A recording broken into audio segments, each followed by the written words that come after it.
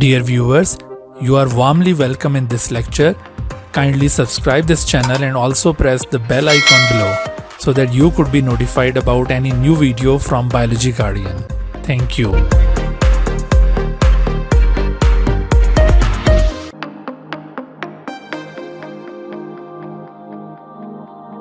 Bismillahirrahmanirrahim. Assalamu alaikum dear students. Welcome back in MDCAT Biology preparation, in which we are trying to cover all topics of biology according to the syllabi of University of Health Sciences, that is UHS, National University of Medical Sciences, that is NUMS, Educational Testing and Evaluation Agency of KPK, that is ETA, as well as MDCAT of other provinces taken by various examining bodies.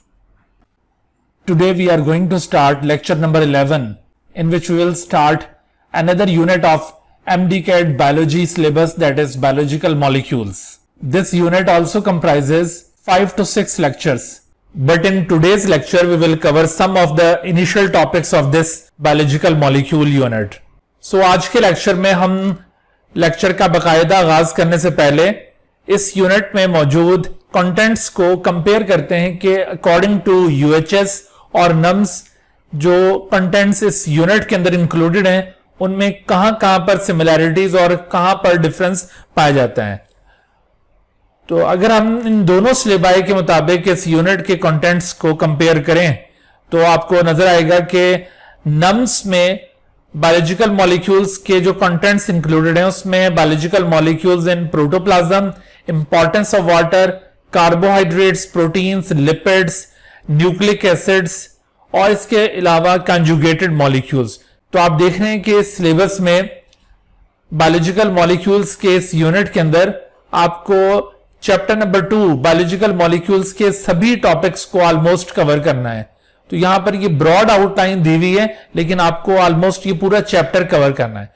लेकिन as far as the contents of this unit according to UHS syllabus is concern, तो आप देख रहे हैं कि biological molecules के इस unit में ना सिर्फ ये चैप्टर नंबर 2 बायोलॉजिकल मॉलिक्यूल्स के टॉपिक्स को इंक्लूड किया हुआ है, बल्कि इसके साथ साथ जो चैप्टर 3 एंजाइम्स पर मुश्तमिल है उसके टॉपिक्स को भी इसी यूनिट के अंदर इंक्लूड किया हुआ है। एंजाइम्स के टॉपिक्स यहां पर आपको नम्स के सिलेबस में नहीं नजर आ रहे हैं और ना ही इन्होंने आगे किसी और यूनिट के अंदर एंजाइम्स को इंक्लूड किया है। तो मैं समझता हूं कि शायद ये मिस्टेकनली ऐसा हुआ है कि एंजाइम का टॉपिक नम्स के सिलेबस में स्किप हो गया है। ऐसा हो नहीं सकता कि किसी एमडीकैट का पेपर हो और उसमें एंजाइम से मुतालिक कोई क्वेश्चन ना हो सके। तो ये मिस्टेकनली हो सकता है कि यहां से एंजाइम का जो पोर्शन है वो स्किप हो गया है। लेकिन आपने इन दोनों की प्रिपरेशन करते हुए और इसी तरह से जब आप ईटा की प्रिपरेशन कर रहे हैं या किसी भी और एमडीकैट की प्रिपरेशन कर रहे हैं तो आपको एंजाइम्स को भी कवर जरूर करना है। तो इंशाल्लाह हम ये जो यूनिट स्टार्ट कर रहे हैं, इस यूनिट के अंदर हम ये चैप्टर 2 बायोलॉजिकल मॉलिक्यूल्स और फिर चैप्टर 3 एंजाइम्स, इन दोनों के कंटेंट्स को यहां पर थॉरोली कवर करेंगे। और आप अगर अपना इंटरेस्ट बरकरार रखेंगे तो इंशाल्लाह आप इन टॉपिक्स को अच्छी तरह से कवर कर पाएंगे। अच्छा, इसके बाद अब मजीद लेक्चर में आगे बढ़ने से पहले जरा हम इस यूनिट की वेटेज भी ऑब्जर्व कर लें। नम्स के टेस्ट में ऑलमोस्ट 10 क्वेश्चंस इस यूनिट से पूछे जाते हैं और सेम वेटेज आपको यूएचएस के टेस्ट में भी नजर आएगी। यूएचएस के टेस्ट में भी इस यूनिट से तकरीबन 10 एमसीक्यूज पूछे जाते हैं और इसी तरह से ईटा या बाकी प्रोविंसेस के एमडीकैट्स के अंदर भी आपको ऑलमोस्ट इतने ही क्वेश्चंस इस यूनिट से मिलेंगे।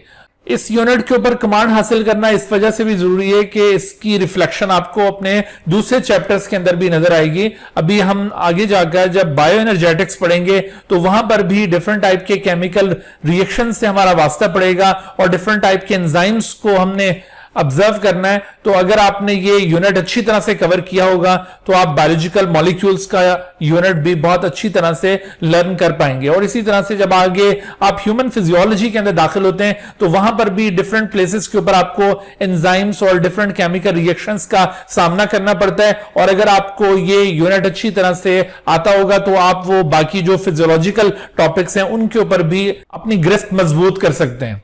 तो आइए देखते हैं कि आज के हमारे जो लर्निंग ऑब्जेक्टिव्स होंगे। आज के लेक्चर में हमने जिन टॉपिक्स को कवर करना है उनमें सबसे पहले हम बात करेंगे बायोलॉजिकल मॉलिक्यूल्स और बायो एलिमेंट्स के कॉन्सेप्ट के मुतालिक, और इसके अलावा इनकी जो टाइप्स लिविंग बॉडीज में पाई जाती हैं वो डिस्कस की जाएंगी। और इसके साथ साथ हम बात करेंगे हाइड्रोलिसिस और कंडेंसेशन के मुतालिक, यानी मेटाबॉलिज्म का एक इंट्रोडक्शन हम हासिल करेंगे, और उसके अंदर ये जो दो फंडामेंटल टाइप के रिएक्शंस पाए जाते हैं हाइड्रोलिसिस और कंडेंसेशन, इनको ब्रीफली डिस्कस किया जाएगा। तो इंशाल्लाह आज के लेक्चर के एंड तक आप इन टॉपिक्स को कवर कर पाएंगे। तो आइए लेक्चर का बाकायदा आगाज करते हैं, लेकिन इससे पहले एक बात याद रखिए कि लेक्चर के इख्तिताम पर जब आपकी प्रिपरेशन कंप्लीट हो जाएगी, आप लेक्चर के सभी टॉपिक्स को अच्छी तरह से अंडरस्टैंड कर चुके होंगे और अपनी बुक से भी इन टॉपिक्स को प्रॉपरली रीड कर चुके होंगे, तो आप इस लेक्चर की डिस्क्रिप्शन में मौजूद एक टेस्ट के लिंक को क्लिक करके इस लेक्चर से रिलेटेड एमसीक्यूज पर मुश्तमिल एक असाइनमेंट हासिल कर सकते हैं। गूगल फॉर्म के थ्रू वो असाइनमेंट आपके पास ओपन हो जाएगी और आप उसको ऑनलाइन अटेम्प्ट करेंगे, और अटेम्प्ट करने के बाद उसे आप सबमिट कीजिएगा। तो जैसे ही आप उसे सबमिट करेंगे तो आपको उसका रिजल्ट भी मिल जाएगा। और अगर कोई क्वेश्चन आपको कंफ्यूजिंग लगे, आपको समझ में ना आए, या आप उसमें कोई डिस्कस करना चाहते हैं, then you can feel free to contact with me. तो आइए लेक्चर का बकायदा आगाज करते हैं। सबसे पहला कॉन्सेप्ट हम लर्न करते हैं that what are biological molecules, या इनको आमतौर पर बायो मॉलिक्यूल्स भी कहा जाता है। देखिए, term biological molecule can be applied to those chemical compounds which are present, which are found in the bodies of living organisms। ठीक है, जितने भी केमिकल कंपाउंड्स लिविंग बॉडी का हिस्सा हैं, उन सब केमिकल कंपाउंड्स को आप बायोलॉजिकल मॉलिक्यूल्स कहेंगे, या इसको आप शॉर्ट फॉर्म में बायो मॉलिक्यूल्स भी कह सकते हैं। अब ये जो बायोलॉजिकल मॉलिक्यूल्स लिविंग बॉडीज के अंदर पाए जाते हैं, इनको अगर आप क्लासिफाई करें कि इनकी कौन कौन सी टाइप्स हैं, तो ये क्लासिफिकेशन दो तरह से की जा सकती है। एक क्लासिफिकेशन कंपोजिशन के ऊपर बेस करती है, और दूसरी क्लासिफिकेशन इनके स्ट्रक्चर और मॉलिक्यूलर वेट पर बेस करेगी। तो अगर हम ये बेस्ड अपॉन कंपोजिशन इनकी कैटेगराइजेशन करें, तो आप देखेंगे कि हमारी बॉडी के अंदर ऑर्गेनिक बायोमॉलिक्यूल्स हैं और इसी तरह से इनऑर्गेनिक बायोमॉलिक्यूल्स हैं। ऑर्गेनिक बायोमॉलिक्यूल्स की खास पहचान क्या होती है कि they are the molecules which contain both carbon and hydrogen together, यानी जिस मॉलिक्यूल में भी ये कार्बन और हाइड्रोजन दोनों एलिमेंट्स इकट्ठे मौजूद होंगे, आप उन्हें ऑर्गेनिक बायोमॉलिक्यूल्स कहेंगे। और इनकी एग्जांपल्स क्या होंगी, जैसे आप देखिए कार्बोहाइड्रेट, तो कार्बोहाइड्रेट में कार्बन हाइड्रोजन दोनों प्रेजेंट होते हैं। लिपिड्स, इनके अंदर भी कार्बन हाइड्रोजन दोनों मौजूद हैं। प्रोटीन्स और न्यूक्लिक एसिड जैसे कि डीएनए और आरएनए, तो इनके पास भी कार्बन और हाइड्रोजन दोनों मौजूद हैं। इस वजह से ये भी एग्जांपल्स हैं ऑर्गेनिक बायोमॉलिक्यूल्स की। On the other hand, inorganic biomolecules are those which never contain carbon and hydrogen together. इनमें कभी भी कार्बन और हाइड्रोजन इकट्ठे मौजूद नहीं होते, यानी या तो इनके अंदर ये कार्बन मौजूद होगा तो हाइड्रोजन नहीं होगा, या फिर हाइड्रोजन मौजूद होगा तो कार्बन नहीं होगा, या फिर समटाइम ये दोनों मौजूद नहीं होते और कोई तीसरा एलिमेंट इनके अंदर मौजूद होता है। मिसाल के तौर पर जैसे आप देखिए वाटर, तो वाटर के अंदर आपको हाइड्रोजन मिलता है लेकिन कार्बन नहीं मिलता। आप उसके बाद देखिए कार्बन डाइऑक्साइड, तो कार्बन डाइऑक्साइड में कार्बन है बट हाइड्रोजन नहीं है। ऑक्सीजन, इसके अंदर ना कार्बन है और ना हाइड्रोजन है। और इसी तरह से ज्यादातर जो इलेक्ट्रोलाइट कंपाउंड्स सेल के अंदर पाए जाते हैं, ऑर्गेनिज्म के बॉडी के अंदर पाए जाते हैं, ये सब भी इनऑर्गेनिक बायोमॉलिक्यूल्स सपोज किए जाते हैं। इसी तरह से आप देखिए कि बायोमॉलिक्यूल्स को अगर हम क्लासिफाई करते हैं based upon structure and molecular weight, तो अगेन बायोमॉलिक्यूल्स की दो टाइप्स हम रिकॉग्नाइज कर सकते हैं। एक को कहा जाएगा माइक्रो मॉलिक्यूल्स और दूसरे ग्रुप को मैक्रो मॉलिक्यूल्स कहा जाता है। वैसे तो माइक्रो का मतलब होता है कि which can not be seen bye naked eye, और मैक्रो का मतलब है which can be seen bye naked eye, लेकिन यहां पर ये माइक्रो और मैक्रो वर्ड इस सेंस में यूज नहीं किए जा रहे। माइक्रो मॉलिक्यूल्स का मतलब है कि molecules having low molecular weight. ठीक है, इसकी क्या पहचान होती है? The molecules having low molecular weight और that consist of single unit, यानी ये हमेशा एक सिंगल यूनिट पर मुश्तमिल होते हैं, यानी ये मोनोमेरिक इन नेचर होते हैं। एक टर्म यूज की जाती है मोनोमेरिक। मोनोमेरिक कोई भी ऐसा मॉलिक्यूल होगा जो एक सिंगल यूनिट पर मुश्तमिल होगा, तो ये इस तरह से सिंगल यूनिट मॉलिक्यूल्स होते हैं। तो इनकी आप एग्जांपल्स देख सकते हैं, जैसे ग्लूकोज। ग्लूकोज एक मोनोमेरिक मॉलिक्यूल है, एक सिंगल यूनिट मॉलिक्यूल है, लो मॉलिक्यूलर वेट कंपाउंड है। इसी तरह से अमाइनो एसिड या nucleotides all are the micro molecules, ये सिंगल यूनिट कंपाउंड्स हैं और इनकी कंडेंसेशन से, इनकी कॉम्बिनेशन से आप देखेंगे कि मुख्तलिफ टाइप के कॉम्प्लेक्स बायोमॉलिक्यूल्स वजूद में आएंगे। दूसरी तरफ ये जो मैक्रो बायोमॉलिक्यूल्स हैं, मैक्रो मॉलिक्यूल्स जिनका मॉलिक्यूलर वेट हाई होता है, they have high molecular weight और इसके साथ साथ they consist of several repeating unit, यानी they are chain like molecules, they are polymeric in nature, यानी इस तरह के माइक्रो मॉलिक्यूल्स एक दूसरे के साथ यूं लिंक होते चले जाते हैं और एक चेन फॉर्म करते हैं, and such a chain like molecule is known as macro molecule. तो इस तरह के पॉलीमेरिक या चेन लाइक मॉलिक्यूल्स की एग्जांपल्स क्या होंगी?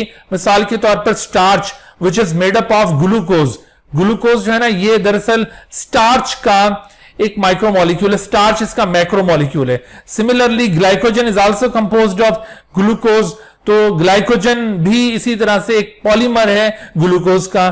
सेलुलोज भी ग्लूकोज से ही ड्राइव होता है और प्रोटीन्स अमाइनो एसिड से बनती हैं, डीएनए और आरएनए ये न्यूक्लियोटाइड से ड्राइव होते हैं। तो ये जो आपको माइक्रोमोलिक्यूल्स की एग्जांपल्स यहां पे दिखाई थी, इन्हीं माइक्रोमोलिक्यूल्स के जरिए ये डिफरेंट टाइप के मैक्रोमोलिक्यूल्स वजूद में आ सकते हैं। तो इस तरह से आपने देखा कि बायोमोलिक्यूल्स बेस्ड अपॉन कंपोजिशन और based upon structure and molecular weight इनको क्लासिफाई किया जा सकता है।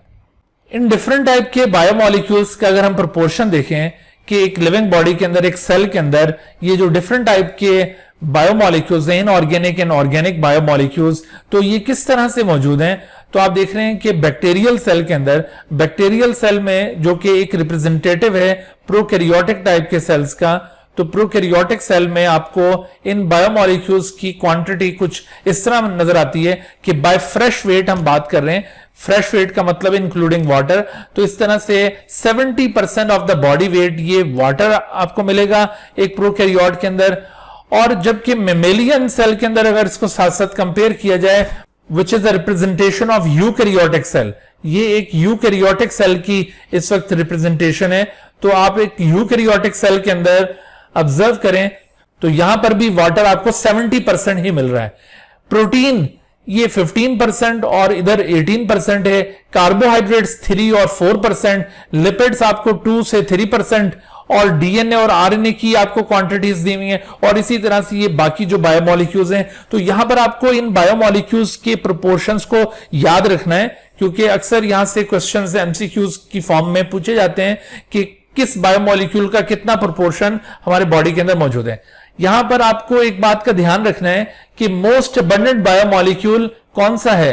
तो मोस्ट अबंडेंट बायोमोलिक्यूल आपके सामने वाटर नजर आ रहा है, this is the most abundant biomolecule. और इसी तरह से आप देखिए कि ऑर्गेनिक बायोमोलिक्यूल्स में अगर हम बात करते हैं तो ऑर्गेनिक बायोमोलिक्यूल्स में मोस्ट अबंडेंट प्रोटीन होगा, क्योंकि वाटर एक इनऑर्गेनिक बायोमोलिक्यूल है। वैसे ओवरऑल ये मोस्ट अबंडेंट है और मोस्ट अबंडेंट इनऑर्गेनिक बायोमोलिक्यूल पूछा जाए तब भी आपने वाटर को कंसीडर करना है, लेकिन ऑर्गेनिक बायोमोलिक्यूल्स के बारे में पूछा जाता है तो फिर आप प्रोटीन को कंसीडर करेंगे, क्योंकि बाकी ऑर्गेनिक कंपाउंड्स के अंदर आपको प्रोटीन का प्रोपोर्शन सबसे ज्यादा नजर आ रहा है। और अगर आप किसी भी ऑर्गेनिज्म का ड्राई वेट कैलकुलेट करेंगे, ड्राई वेट का मतलब है कि अगर आप उसमें से ये जो वाटर है वो टोटली रिमूव कर दें तो बाकी जो उसके अंदर रह जाता है उसमें तकरीबन कोई 50% आपको प्रोटीन्स मिलती हैं। तो इस लिहाज से protein is the most abundant organic biomolecule. तो ये एमसीक्यूज अक्सर पूछे जाते हैं कि what is most abundant biomolecule, what is most abundant inorganic biomolecule and what is most abundant organic biomolecule। तो इनके ऊपर आपकी नजर रहनी चाहिए। इसी तरह से देखो कि ये जो प्रोपोर्शंस आपको दिए हुए ना, ये परसेंटेज के अंदर दिए हुए हैं।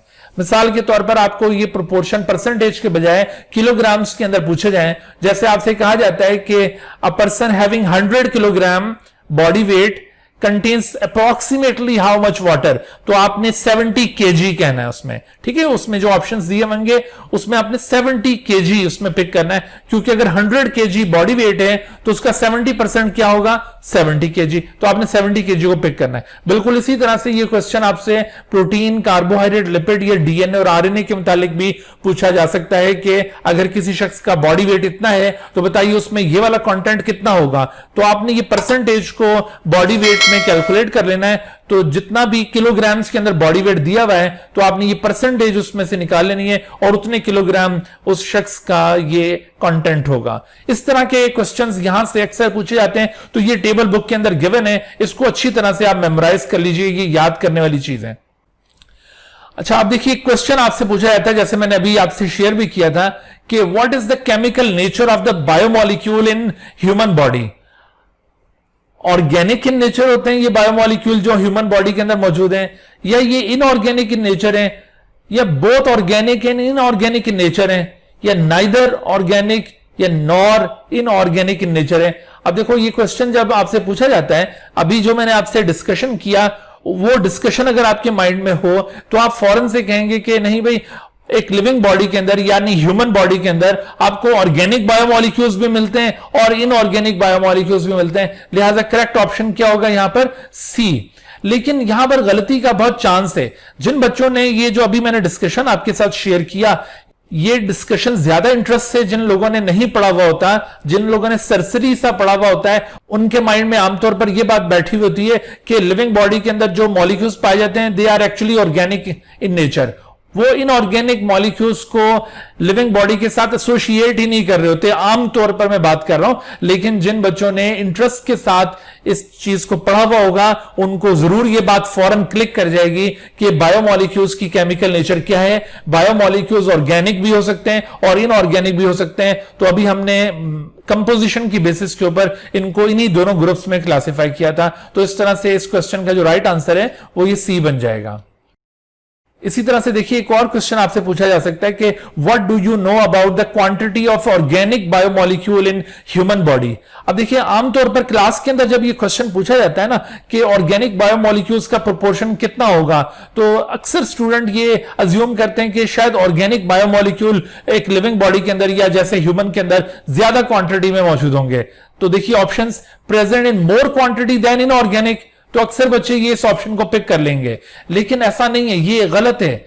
ये इनऑर्गेनिक से ज्यादा क्वांटिटी में नहीं है।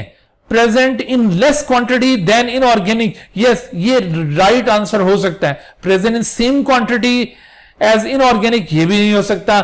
सम time present in higher quantity और सम टाइम लेस, ऐसा भी पॉसिबल नहीं है। तो यहां पर जो ऑप्शन करेक्ट नजर आ रहा है वो ये बी ऑप्शन हो सकता है कि present in less quantity than inorganic. देखो अभी आपको मैंने समझाया था पिछली स्लाइड के अंदर कि मोस्ट अबंडेंट बायोमोलिक्यूल एक लिविंग बॉडी में क्या है, तो वो मोस्ट अबंडेंट बायोमोलिक्यूल एक लिविंग बॉडी के अंदर वाटर है और इसकी एवरेज परसेंटेज आपको एक लिविंग बॉडी के अंदर कितनी मिलती है?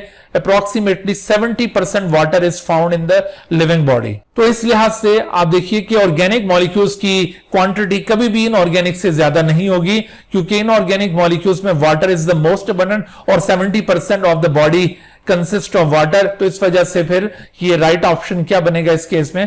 Present in less quantity than inorganic. उसके बाद देखिए कि बायोजेनिक एलिमेंट्स या बायो एलिमेंट्स से क्या मुराद है। बायोजेनिक एलिमेंट्स या bio elements are the chemical elements that are found in the bodies of living organisms. ठीक है, जितने भी लिविंग ऑर्गेनिजम्स हैं उनकी बॉडी के अंदर जो केमिकल कंपाउंड्स पाए जाते हैं उनको कहा जाता है बायोमोलिक्यूल्स। और ये बायोमोलिक्यूल जिन एलिमेंट्स पर मुश्तमिल होंगे उन एलिमेंट्स को बायो एलिमेंट्स कहा जाएगा या फिर बायोजेनिक एलिमेंट्स कहा जाएगा।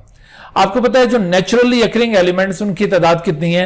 तो एक्चुअली जो नेचुरली अकरिंग एलिमेंट्स हैं 92 उनकी तादाद है और उनमें से 16 ऐसे एलिमेंट्स हैं which are found in the human body. ठीक है, ह्यूमन बॉडी के अंदर तकरीबन 16 एलिमेंट्स पाए जाते हैं जो इन 92 में शुमार होते हैं और ये 92 के 92 सारे ह्यूमन बॉडी में नहीं है। Human body is made up of only 16 of them और इन्हीं को हम बायो एलिमेंट्स कहेंगे। अगर हम दूसरे ऑर्गेनिजम्स की यहां पर बात करें तो दूसरे ऑर्गेनिजम्स में आपको ये लिस्ट 16 से थोड़ी सी ब्रॉड होती हुई नजर आएगी, यानी ये 20 या 20 से थोड़ा सा ऊपर जा सकती है ये लिस्ट। यानी कुछ एलिमेंट्स ऐसे हो सकते हैं जो ह्यूमन बॉडी में नहीं है लेकिन किसी और ऑर्गेनिज्म के अंदर मौजूद हैं। लेकिन ये ऐसा कभी भी नहीं है कि सारे के सारे ये जो नेचुरली अकरिंग एलिमेंट्स हैं ये सभी के सभी लिविंग बॉडीज में भी मौजूद हैं, ऐसा पॉसिबल नहीं है। तो लिविंग बॉडीज में out of these naturally occurring elements जितने भी एलिमेंट्स लिविंग बॉडीज में पाए जाते हैं उन्हें कहा जाता है बायो एलिमेंट्स या बायोजेनिक एलिमेंट्स। इन बायोजेनिक एलिमेंट्स की हम क्लासिफिकेशन अगर करें तो क्वांटिटी के लिहाज से इनको क्लासिफाई कर सकते हैं। एक ग्रुप इनमें से कहलाएगा मेजर बायो एलिमेंट। आपको ये मेजर बायो एलिमेंट्स नजर आ रहे हैं, ये तकरीबन कोई 6 मेजर बायो एलिमेंट्स हैं जो लिविंग बॉडी के अंदर पाए जाते हैं, या ह्यूमन के पॉइंट ऑफ व्यू से अगर हम बात करें तो ये 6 मेजर बायो एलिमेंट्स हमारे बॉडी के अंदर पाए जाते हैं, और इनकी वजह से तकरीबन हमारी बॉडी का 99% कॉन्स्टिट्यूट हुआ है। इसमें मोस्ट अबंडेंट आप देख रहे हैं ऑक्सीजन है 65%, फिर उसके बाद कार्बन का नंबर आता है 18%, हाइड्रोजन 10%, नाइट्रोजन 3%, कैल्शियम 2% और फास्फोरस 1%। तो इस तरह से ये इनको सम अप किया जाए तो 99% of the human body is constituted. तो इन एलिमेंट्स को कहा जाता है major bio element. Major bio element की पहचान क्या होगी, हम किस एलिमेंट को मेजर कहेंगे? मेजर एलिमेंट एटलीस्ट वो 1% क्वांटिटी में मौजूद होता है, एटलीस्ट। आप देख रहे हैं कि फास्फोरस इसकी सबसे कम क्वांटिटी है among the major bio element, और ये जस्ट 1% है। अगर किसी एलिमेंट की कंसंट्रेशन 1% से भी लेस हो तो फिर हम उसको मेजर की कैटेगरी में इंक्लूड नहीं करेंगे। तो मेजर बायो एलिमेंट्स हम क्वांटिटी की बेसिस के ऊपर कौन से एलिमेंट को कह रहे हैं? Which is present in at least 1% concentration. ठीक है, तो अगर 1% या उससे ज्यादा किसी का अमाउंट मौजूद है तो वो मेजर बायो एलिमेंट होगा। अगर इससे कम है तो फिर हम उसको कैटेगराइज करेंगे एज माइनर बायो एलिमेंट, या फिर उसको हम कैटेगराइज करेंगे एज ट्रेस एलिमेंट। अब ये जो माइनर बायो एलिमेंट और ट्रेस बायो एलिमेंट है, इनकी क्या पहचान होगी? तो इनकी पहचान, इनके लिए क्राइटेरिया अगेन वही क्वांटिटी है। असल में ये पूरी क्लासिफिकेशन क्वांटिटी की बेसिस के ऊपर की गई है। अगर किसी एलिमेंट का अमाउंट 0.01 से ज्यादा हो, 0.01 से ज्यादा लेकिन 1% से 0.01% से ज्यादा लेकिन 1% से कम हो, तो ऐसी सूरत में आप उसको माइनर बायो एलिमेंट में शुमार करेंगे। Minor bio elements are those which are present in more than 0.01% but less than 1%। तो ऐसे एलिमेंट्स को आप माइनर एलिमेंट्स कहेंगे। जैसे आप देखें कि potassium, sulphur, iron, chlorine, sodium and magnesium are minor elements. और फिर इसी तरह से trace elements are those which are present in less than 0.01%। 0.01% से अगर लेस अमाउंट किसी का है तो उसको आप ट्रेस एलिमेंट में इंक्लूड करेंगे, जैसे ये कॉपर है, मैग्नीज है, जिंक है या आयोडीन है। अच्छा, आप देख रहे हैं कि ये इनकी क्वांटिटी मेजर एलिमेंट्स की ज्यादा, माइनर की कम और ट्रेस एलिमेंट की और कम है। तो इसका यह मतलब नहीं है कि ट्रेस एलिमेंट्स कम अहम है एक लिविंग बॉडी के लिए और माइनर एलिमेंट्स उससे ज्यादा अहम है और मेजर एलिमेंट्स बहुत ज्यादा अहम है। अहमियत के लिहाज से देखा जाए तो इवन अगर एक ट्रेस एलिमेंट भी बॉडी के अंदर डेफिशिएंट हो जाए तो बॉडी के ऊपर बहुत ही बुरे असरात उसके मुरतब हो सकते हैं और उसका खमियाजा मौत की शक्ल में भी देखना पड़ सकता है। तो इस वजह से अहमियत के लिहाज से ये सारे एलिमेंट्स इक्वली इंपॉर्टेंट हैं। अच्छा, अब ये जो पोर्शन है इसको भी आपने अच्छी तरह से मेमोराइज करना है, क्योंकि यहां से भी एमसीक्यूज न्यूमेरिक फॉर्म में अक्सर पूछे जाते हैं। और उसमें आप देखिए कि मोस्ट अबंडेंट बायो एलिमेंट कौन सा है, तो वो ये ऑक्सीजन को आपने याद रखना है। अच्छा, और सबसे कम quantity among the major bio element किसकी है, तो ये फास्फोरस को आपने याद रखना है। इसी तरह से कौन से bio element major bio element में इंक्लूड होते हैं और कौन से माइनर में इंक्लूड होते हैं, आपने इस बात को भी याद रखना है। ठीक है, और ट्रेस एलिमेंट्स कौन कौन से हैं, तो ये वाली बात भी पूछी जा सकती है। इसी तरह जैसे अभी मैंने आपको बायोमॉलिक्यूल्स के हवाले से बताया था कि आपको बॉडी वेट के लिहाज से इनको कैलकुलेट करने को कहा जा सकता है। मिसाल के तौर पर देखो, ये अगर ऑक्सीजन 65% है किसी लिविंग बॉडी के अंदर, तो मैं आपसे अगर कहता हूं कि एक ऑर्गेनिज्म का जो बॉडी वेट है वो 100 किलोग्राम है, तो आप बता सकते हैं कि उसमें कितने किलोग्राम ऑक्सीजन होगा। तो आपने 65 किलोग्राम उसमें ऑक्सीजन कंसीडर करना है, क्योंकि ऑक्सीजन 65% है। और इसी तरह से अगर बॉडी वेट किसी शख्स का 50 किलोग्राम है तो इसके अंदर ऑक्सीजन कितना होगा, तो आप इस 50 का 65% निकाल लेंगे। तो किसी भी बॉडी वेट का आपने ये 65% या कोई भी इस तरह परसेंटेज निकालनी हो तो उसका तरीका क्या होगा कि आपने उस बॉडी वेट को डिवाइड कर देना 100 के साथ और उसका जो आंसर होगा उसको मल्टीप्लाई कर देना है वो रिक्वायर्ड परसेंटेज के साथ। जैसे आप ऑक्सीजन कैलकुलेट कर रहे हैं तो इसको 65 के साथ मल्टीप्लाई कर देंगे, और अगर आप ये कार्बन कैलकुलेट कर रहे हैं तो 18 के साथ उसको मल्टीप्लाई कर देंगे। इस तरह से आप किसी भी बॉडी वेट में मौजूद इन एलिमेंट्स का प्रोपोर्शन किलोग्राम्स के अंदर वर्कआउट कर सकते हैं। इसी तरह से यहां पर मजीद क्वेश्चंस यूं पूछे जा सकते हैं, जैसे आपसे यहां पर शेयर किया गया कि 99% of human body is composed of 6 major elements. तो यहां पर ऐसा सवाल यूं पूछा जा सकता है कि जैसे oxygen, carbon and hydrogen together constitute what percent of the human body. अब देखो, अगर हम ऑक्सीजन, कार्बन और हाइड्रोजन के अमाउंट्स को सम अप करें तो इस तरह से ये आपके पास अमाउंट बनता है 93। तो 93% of the human body is composed of oxygen, carbon and hydrogen। इसी तरह से आपसे कोई से 2 या कोई से 3 एलिमेंट्स का कलेक्टिव प्रोपोर्शन आपसे पूछा जा सकता है। आपको अगर इनका इंडिविजुअल प्रोपोर्शन याद होगा तो आप उनका वो कलेक्टिव प्रोपोर्शन भी वर्कआउट कर सकते हैं। तो इस तरह से ये क्वेश्चंस इस पोर्शन से पूछे जा सकते हैं, इनके ऊपर आपकी ग्रिप होनी चाहिए। उसके बाद देखिए कि इंट्रोडक्शन टू मेटाबॉलिज्म। हमारे बॉडी के अंदर मेटाबॉलिज्म भी परफॉर्म होता है। बायोमॉलिक्यूल्स डिफरेंटली इंटरेक्ट करते हैं एक दूसरे के साथ, और इनकी जो केमिकल एक्टिविटीज होंगी उन्हें मेटाबॉलिज्म कहा जाएगा। या मेटाबॉलिज्म को आप डिफाइन करते हैं कि sum of all chemical reactions which are present in a living body. तो ये तमाम केमिकल रिएक्शन जो लिविंग बॉडी के अंदर परफॉर्म होते हैं उनको कलेक्टिवली मेटाबॉलिज्म कहा जाता है। और आप ये अच्छी तरह से जानते हैं कि मेटाबॉलिज्म की 2 टाइप्स हैं, एक को कहते हैं कैटाबॉलिज्म और दूसरे को एनाबॉलिज्म कहा जाता है। कैटाबॉलिज्म बेसिकली ये डिस्ट्रक्टिव रिएक्शंस होते हैं और एनाबॉलिज्म कंस्ट्रक्टिव रिएक्शंस को कहा जाता है।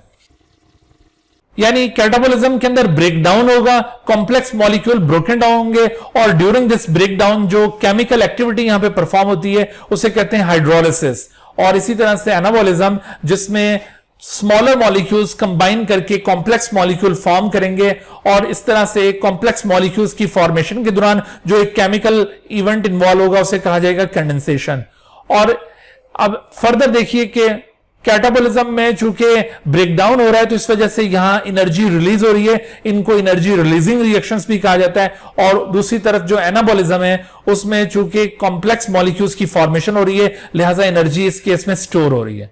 तो आपने ये कुछ फंडामेंटल प्रॉपर्टीज मेटाबॉलिज्म के हवाले से याद रखनी है। यहां पर आपसे यूं एमसीक्यूज पूछे जा सकते हैं कि which of the following is true about metabolism और which of the following is incorrect about metabolism. तो इस तरह की ये कैरेक्टरिस्टिक्स मेटाबॉलिक रिएक्शंस के मुतालिक या कैटाबॉलिक रिएक्शंस के मुतालिक या एनाबॉलिक रिएक्शंस के मुतालिक पूछी जा सकती हैं।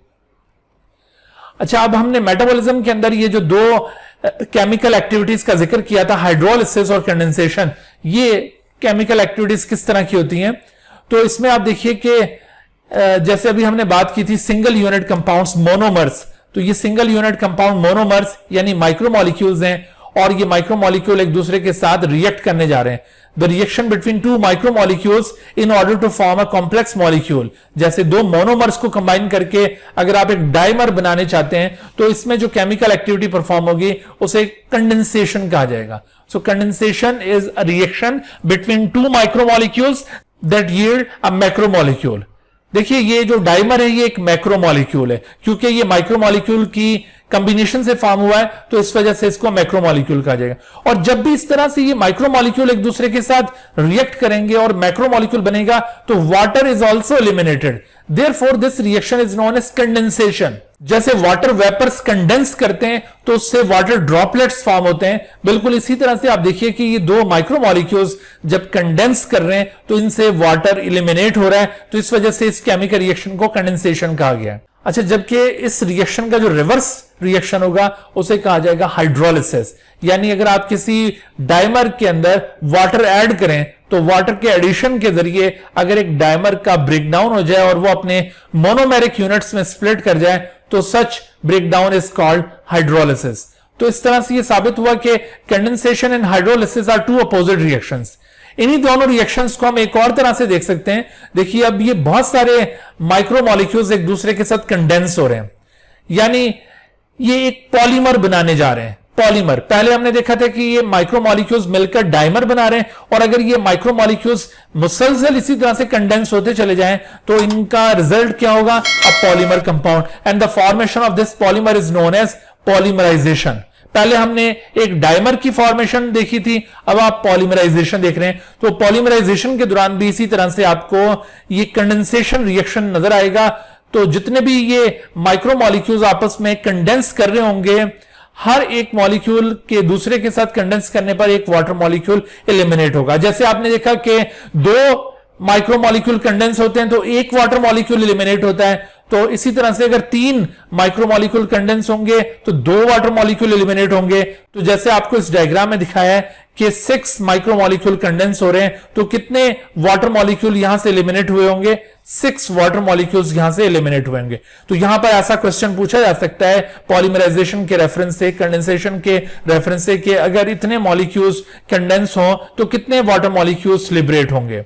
तो ये आपने ध्यान रखना है। तो आपने देखा कि पॉलीमराइजेशन के दौरान भी कंडेंसेशन हो रही है, और अगर आप किसी पॉलीमर को वाटर ऐड करते हैं उसके अंदर, तो वाटर के एडिशन से वो ब्रोकन डाउन होना शुरू हो जाएगा, तो इसका जो रिवर्स है उसे कहा जाएगा हाइड्रोलिसिस। तो यहां पर भी आपको कंडेंसेशन के साथ ये हाइड्रोलिसिस भी नजर आ रहा है। यहां पर थोड़ा सा केयरफुल रहने की जरूरत है कि ये जो हाइड्रोलिसिस है ये हाइड्रेशन से डिफरेंट टर्म है। हाइड्रेशन और हाइड्रोलिसिस ये 2 डिफरेंट आइडियाज हैं, 2 डिफरेंट कॉन्सेप्ट्स हैं। Hydrolysis is the break down of a compound by the addition of water.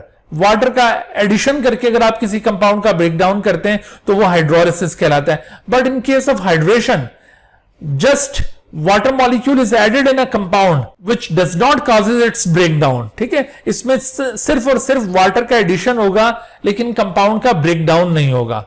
तो ये हाइड्रेशन और हाइड्रोलिसिस, इन दोनों में आपने ये डिफरेंस याद रखना है कि हाइड्रोलिसिस में मॉलिक्यूल का ब्रेकडाउन करवाया जाता है by the addition of water, जबकि हाइड्रेशन के अंदर जस्ट वाटर ऐड किया जाता है किसी मॉलिक्यूल में, लेकिन उस मॉलिक्यूल का ब्रेकडाउन नहीं करवाया जाता, बल्कि वाटर उस मॉलिक्यूल का पार्ट बन जाता है during hydration type of reaction. इसी तरह से आपसे देखो यहां पर मजीद क्वेश्चंस यूं पूछे जा सकते हैं हाइड्रोलिसिस के रेफरेंस में। जैसे आपसे कहा जाता है कि a polymer compound which consists of 20 units when it is hydrolyzed how many water molecules are used।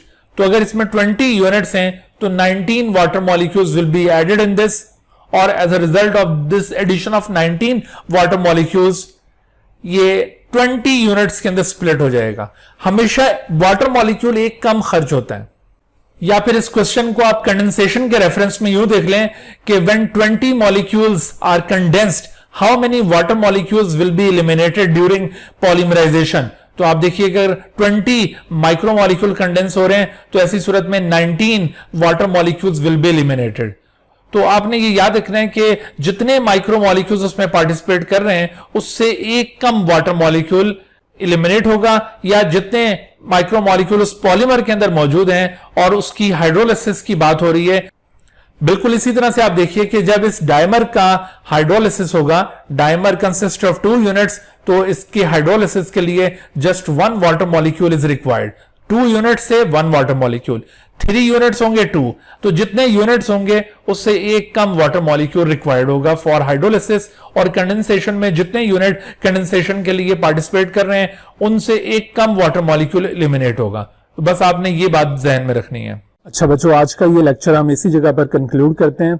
उम्मीद है कि इस लेक्चर में जितने भी कंटेंट्स आपको एक्सप्लेन किए गए हैं आपको बखूबी वो समझ में आ चुके होंगे, और इस लेक्चर के जितने भी लर्निंग ऑब्जेक्टिव्स थे उनको आपने सक्सेसफुली अचीव कर लिया होगा। और अगर इसके बावजूद आपके माइंड में कोई क्वेश्चन अराइज होता है इन टॉपिक से रिलेटेड तो आप बगैर किसी हेजिटेशन के मुझसे वो क्वेश्चन पूछ सकते हैं। इस लेक्चर में जितने भी कंटेंट्स आपको एक्सप्लेन किए गए हैं उनको आप अच्छी तरह से समझने के बाद अपनी बुक्स में से इन टॉपिक्स को अच्छी तरह से रिवाइज कीजिए, और जब आप ये यकीन कर लें कि आपकी रिवीजन कंप्लीट हो गई है तो उसके बाद फिर आप इन टॉपिक्स से रिलेटेड एमसीक्यूज की असाइनमेंट सॉल्व कीजिए। असाइनमेंट के लिए आप इस वीडियो की डिस्क्रिप्शन में एक लिंक मुलाहिजा कर रहे हैं, आप उस लिंक को क्लिक करेंगे तो गूगल फॉर्म्स के थ्रू आपको वो एमसीक्यूज असाइनमेंट ऑनलाइन दस्तयाब हो जाएगी। आप उसको उसी जगह पर अटेम्प्ट कीजिए और अटेम्प्ट करने के बाद जैसे ही आप उसको सबमिट करेंगे तो आपको उसका रिजल्ट भी मिल जाएगा। आपको ये अंदाजा हो जाएगा कि आपके कौन से क्वेश्चंस उसमें गलत हुए, तो आप उन क्वेश्चंस को दोबारा अपनी बुक में रिव्यू कर सकते हैं, या फिर अगर कोई प्रॉब्लम आप फेस कर रहे हैं जो आपको समझ में नहीं आ रही तो आप वो मेरे साथ शेयर कर सकते हैं। इंशाल्लाह मैं आपको सेटिस्फाई करने की मुकम्मल कोशिश करूंगा। अच्छा बच्चों, अब आपसे मुलाकात होगी अगले लेक्चर में। तब तक के लिए इजाजत। अपने घर में रहिए, महफूज रहिए और इन लेक्चर से इस्तिफादा हासिल करते रहिए। मुझे आप इजाजत दीजिए इस दुआ के साथ कि अल्लाह ताला हम सब के लिए आसानियां अता फरमाए और अपनी हिफ्ज़ व अमान में रखे। अल्लाह हाफिज। Dear viewers, thank you for watching this video. If you have not subscribed this channel, kindly subscribe it and also press the bell icon below so that you could be notified about any new video lecture from Biology Guardian. And also do not hesitate to ask any question regarding this lecture. My contacts are shown on the screen. Thank you once again.